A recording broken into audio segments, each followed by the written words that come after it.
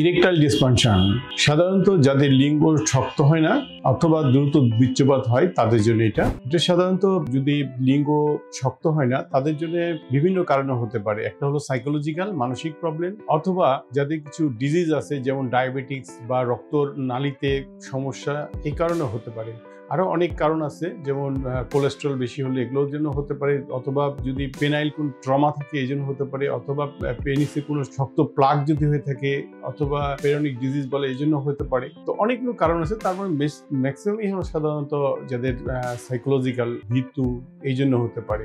এটার চিকিৎসা সাধারণত আমরা যেগুলো করি, একটা ফিনাইল আল্ট্রাসোনোগ্রাম করি, ডপলার, এটা স্টাডি করলে আমরা বুঝি। কিছু হরমোন পরীক্ষা করা লাগে, তো হরমোন খুব একটা ইম্পর্টেন্ট না।